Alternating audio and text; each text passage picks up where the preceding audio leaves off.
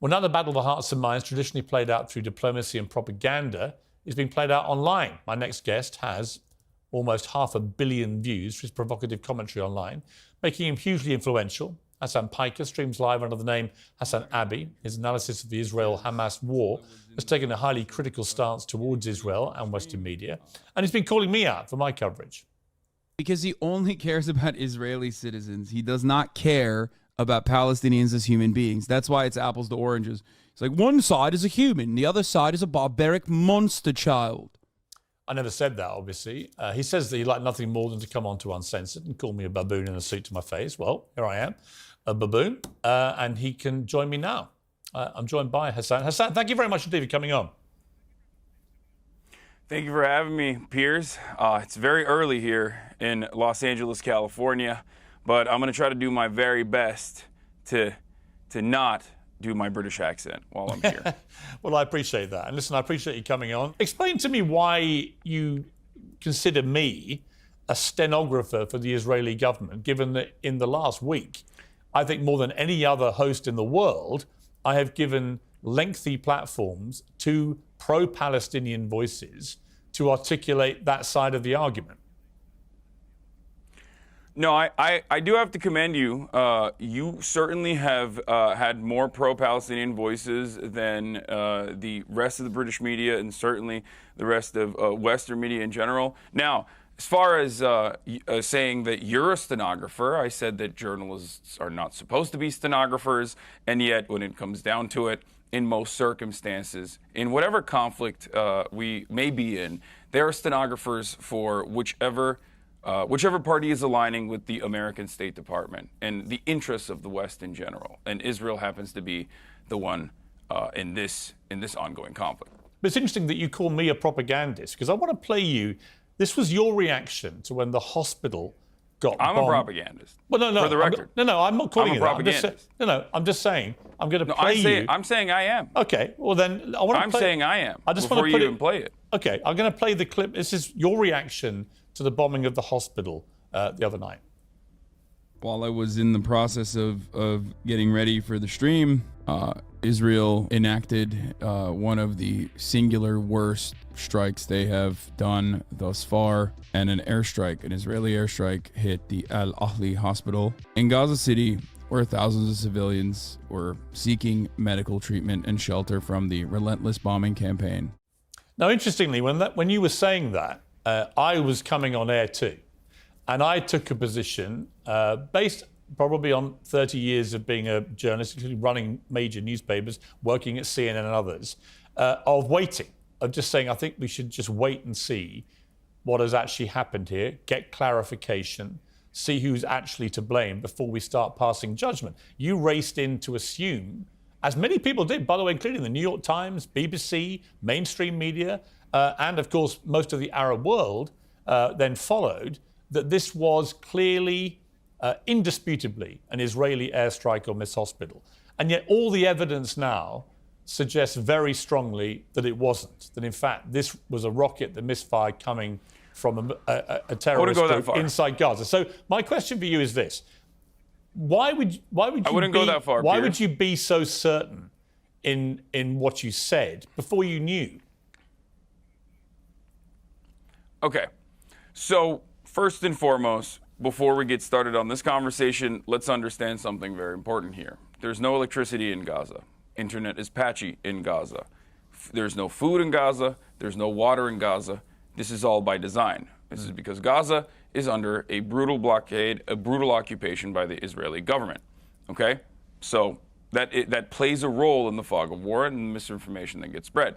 Having said that, however, you made it seem as though there is a certainty that this was 100% not an Israeli airstrike. No, I didn't. And instead, I literally just said it's not a certainty. Okay, sorry. I said the evidence is increasingly pointing to this not being an Israeli airstrike. And that is expert evidence from people who have no skin in the game at all. Yes. Well, I don't know which expert you're talking about, because I think Channel 4 did a pretty good job. As a matter of fact, I would say Channel 4 did probably the best job so far in analyzing everything that the IDF has said.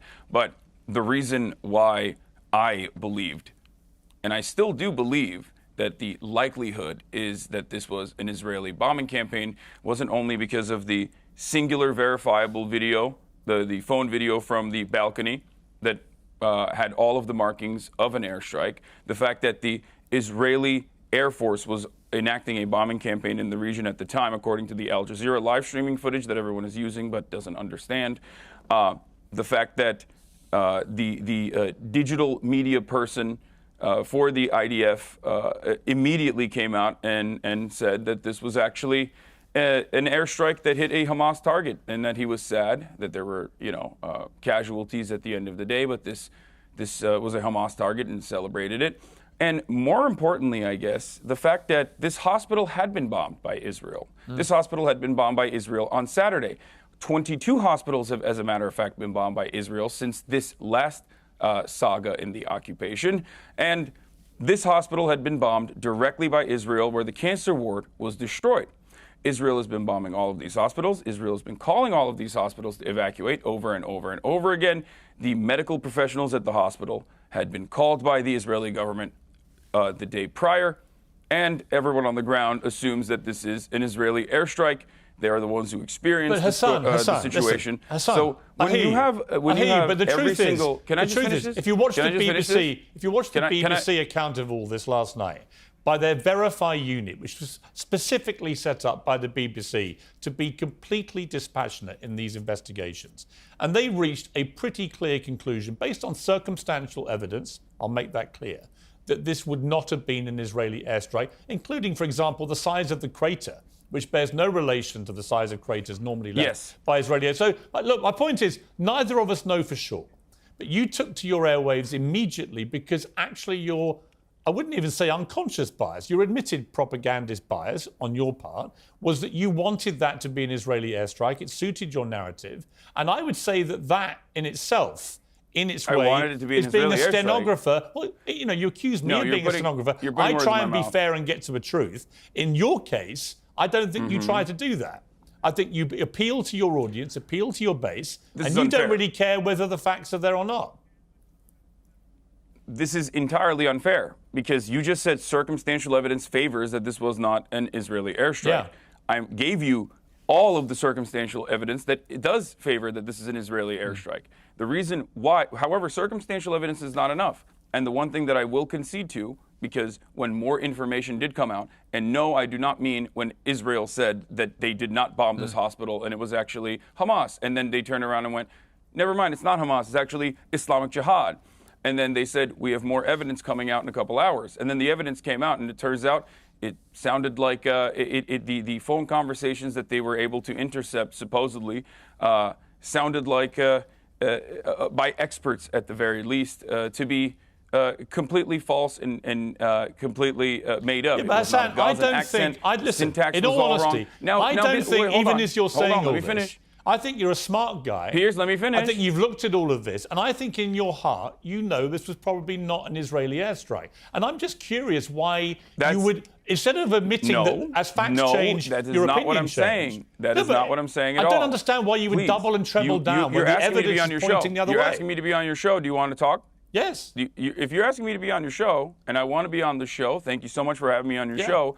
Let me explain exactly what I said, and let me explain to you why I think still, to this very moment, until there is a third-party investigation that is concluded by the UN, the International Criminal Court, or specifically a forensic analyst that looks at the situation, is allowed to be on the ground. This is not just my perspective. This is B'Tselem as well, which is an Israeli organization that has also demanded a third-party investigation occur. I am not going to conclusively say that this was not Israel's fault. I don't expect you to. Because I just gave you, and not because I'm a propagandist. As far as me being a propagandist goes, everyone is a propagandist. I'm just honest about it. You're a propagandist. We have our biases. I'm curious who you think I'm a propagandist for. Honest about my biases. Who do you think I'm a propagandist for? Who do I think you're a propagandist for? Whichever every media person is doing propaganda. But who for? I've got to be doing it for somebody. You think it's a bad word. I don't. That's just the difference. This is a semantics I do. I think it's actually quite a that is serious charge. uninteresting. Hassan, I think it's a serious charge to level, not as a podcaster, but as a journalist who's broadcasting around the world, who has a reputation, I believe, for being fair and impartial, actually, on these issues. It's quite a charge to just say, I'm a stenographer for the Israeli government or I'm a propagandist. I don't think there's any evidence that I'm either of those things. I'm curious who you think I am doing While the we're propaganda having this for. conversation, 3,000, Piers, while we're having this back and forth, 3,840 Palestinians have been ruthlessly slaughtered in the last incursion into Gaza. I feel like this is an incredibly selfish, self-centered conversation to have. You asked me to be on here. You wanted to hear my perspective. I'm willing to give it to you. I don't want to talk about I don't want to talk about Noam Chomsky style manufacturing consent conversations about how the media is operating in the behest of capital. You were the guy. Listen, you were the guy that called me. There are dead people. Listen, Hassan, I only asked you because you're the guy that called me a propagandist and called me a baboon in a suit. I was curious as to why. You don't want to say who I'm doing the propaganda for. We'll move on. I agree with you. There's a bigger picture here. Let's move on. Let's take a short break. Hassan, let's take a short break. I want to come back. I want to talk to you about what happened on October the 7th, get your reaction to that. Welcome back. Hassan Piker is still with me. Hassan, I want to just play you a clip of something that you said about the October 7th terror attacks, and in particular, the attack at the music festival, which killed 260 people. Look at this guy. You know what shouldn't happen? Killing 260 people at a music festival. No, you're right, man. That just happened on its own because, bad guys wanted to do bad things. You're right. Dude, if they subjugated you to a open-air prison your whole life, you're going to break out eventually when you realize that there's no other way to get out of it. I mean, it sounds to me there, Hassan, that you are in some way saying they had it coming. Were you?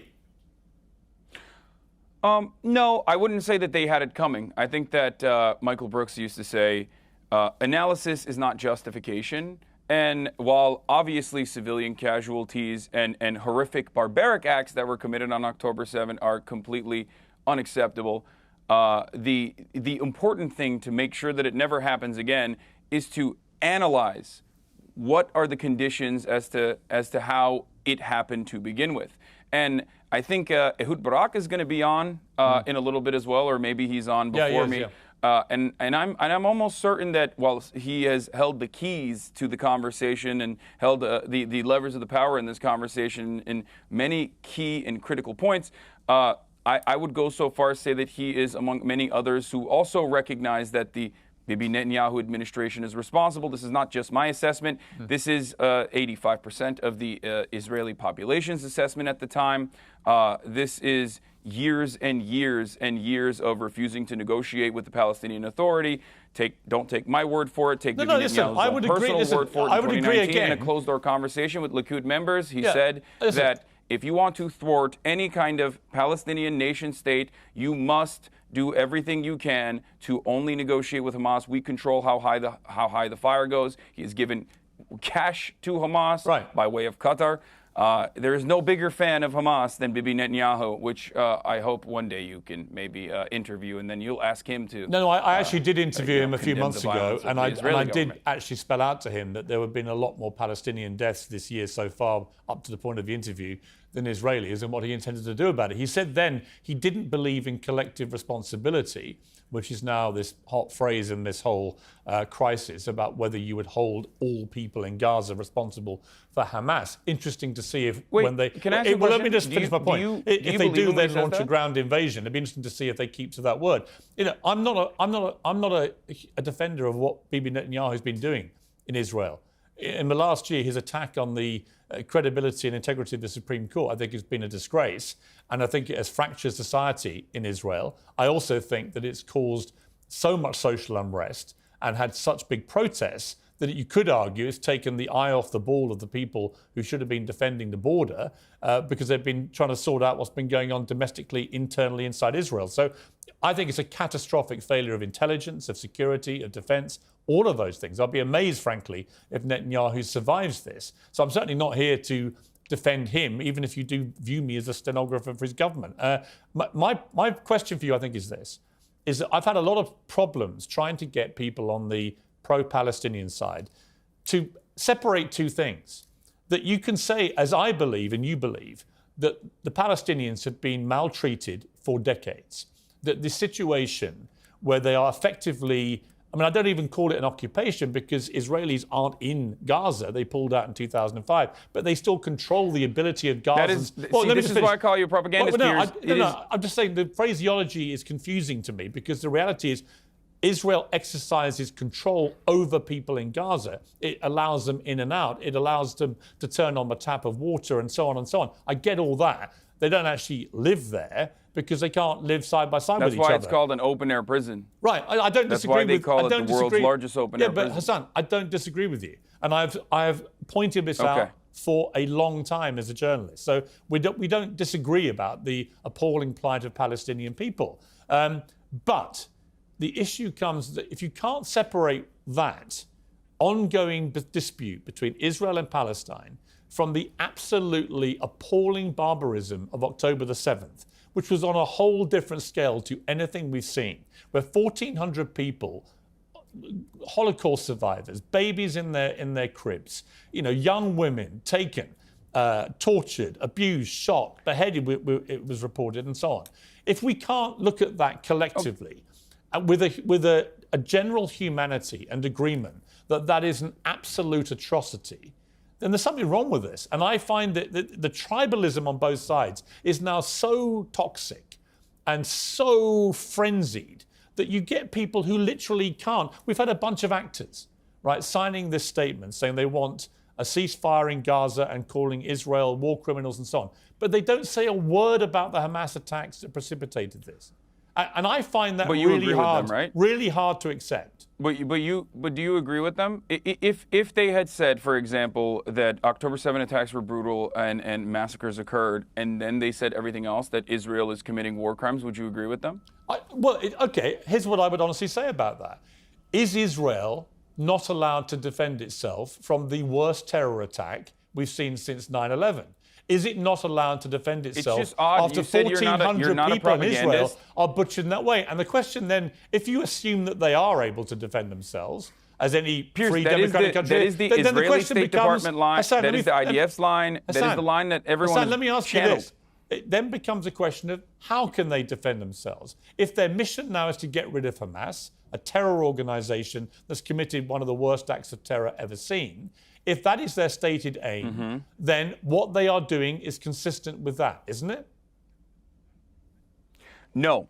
Here's why this is actually an abject failure, and this is not just my perspective on the matter. I'm just a dumb idiot with a Twitch stream who is live reacting to the news and trying to make sense of everything as it's ongoing. I usually have a policy of not covering breaking news, and sometimes that policy is violated, but ultimately I am not held up by the same journalistic standards, even though I think I do a much better job than most other news outlets in general. So let me just say this really quickly. You said Israel has a right to defend itself. Absolutely zero people think that this is a ridiculous statement. However, how Israel is defending itself is collective punishment. Now, collective punishment in the form of depriving 2.2 million people of electricity, collective punishment in the form of depriving them of water, of food, collective punishment of in the form of 51 people dying in the West Bank, where, there is no Hamas in the West Bank, and yet 51 people have died because in the West Bank, settlers that are occupying Palestinian territory in violation of the international law, settlers who are doing an act of colonial terrorism, and this is not my statement on it, this is international law, that are doing horrifying things by simply just existing there and maintaining the presence with an occupying force in the form of IDF, who is ritualistically humiliating Palestinians in a structure that B'Tselem, an Israeli organization, calls the permit regime, where every waking moment of Palestinians' lives in the West Bank are absolute hell, where they have no legal recourse. 51 Palestinians have died, and that was before the Ramallah protest that happened last night, and the Israeli forces were opening up with live fire on protesters last night. So who knows what that death toll has become. This is all a product of Israel being an apartheid state. This is a violent apartheid state. There is no way to be a peaceful all right, Hassan, apartheid let me ask you state. this. It is a violence. Let It me is a ask you violence this, then. required for its maintenance. Okay, listen. And that violence is frustrating people. I hear that you. violence I is hear you. radicalizing people. But here's Hold my- on. I hear as you. far as Israel, as far as what Benjamin Netanyahu has done, as far as the war government, what they have done, Piers, going into Gaza Yeah. and bombing Gaza and killing 3,480 Palestinians so far in Gaza, 1,000 plus children out of all of those casualties, 22 hospitals being bombed, a bakery, the only remaining intact bakery being bombed yesterday.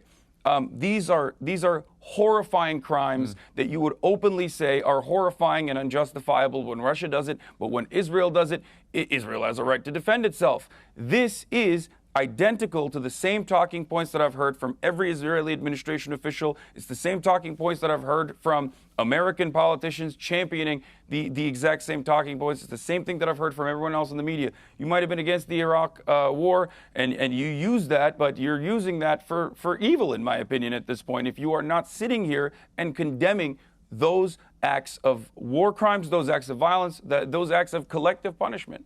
Well, I would say to that I think the death of any child in this conflict is horrific, absolutely horrific.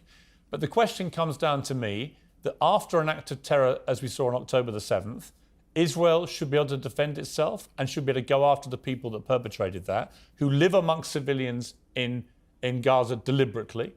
And the question for me becomes down to what is proportionate. I don't know the answer, Hassan. I'll be honest with you. I don't know what that answer is. I do know the answer to that. Last night I had Dr. Ofer Kassif, an Israeli Knesset member who was expelled, suspended for 45 days for saying what I believe is the truth. Championing the exact same position of the Haaretz's editorial board. There are a lot of thoughtful people, a lot of formative Holocaust scholars, a lot of historians that all agree on the same point. The reason why violence that even penetrates through the Israeli security blanket that people thought existed, that penetrated through that Iron Dome, the Iron Wall, if you want to call it that, is because of years and years of oppression and years of violence, which is a necessity to maintain an apartheid state. And this has to stop. There's only two ways out of this. Either you engage in full-blown ethnic cleansing, and if you listen to the likes of Smotrich, or if you listen to the likes of Itamar Ben-Gvir, and these very unfavorable, unpopular, far-right figures, if you listen to Netanyahu and his Likud government, they say that they are interested in going in that direction, the ethnic cleansing direction, the ethnic displacement direction, or the only way out of this for a real solution is to move towards peace, to genuinely end the blockade, to end the apartheid, to end the occupation, and create a pathway towards citizenship for all people with a right to return, for all 14 million Palestinians, 5 million of which live under Israeli occupation. It's brutal. And then the rest living in diaspora. These are not unreasonable requests. These are requests that understand the dignity and the humanity of one side and does not simply treat them as their colonial subjects. Hassan, and it's the only way to create permanent security and prosperity in the region. If it was as simple as that, I'm sure that would have happened already. I would say this. I agree with a lot of what you've just said. Not all of it, a lot of it. I don't think you can ever achieve peace now with Hamas controlling Gaza.